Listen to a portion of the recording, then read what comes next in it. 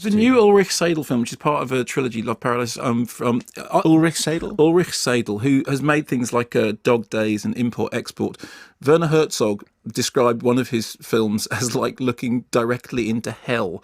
And when you imagine Werner Herzog Not into saying the that, abyss? No, into hell, which that's why particularly sort of... Is hell below the abyss? Would you look into abyss and then see hell? I think so. I don't know. Should we ask Werner? Yes. Next time he's in. Yeah, well, next time he's in, we'll ask him.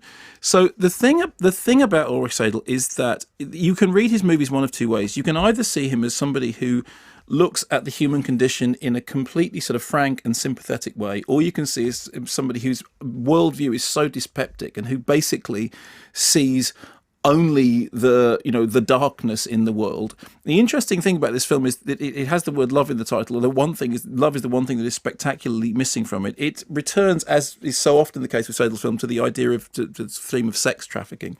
Story is three European white women go off to Kenya in search of gigolos. One is a regular at this, but our main focus is a newcomer, a sort of somewhat portly mother in search of, in inverted commas, love, seeking physical affection through prostitution and through hiring gigolos.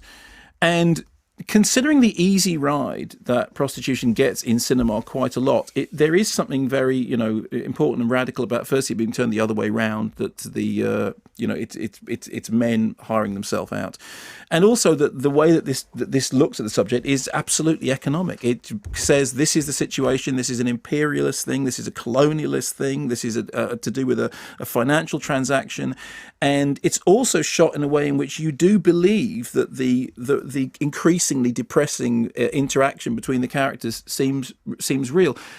Oddly enough, when I was watching the film, there are others of Seidel's films I haven't liked at all.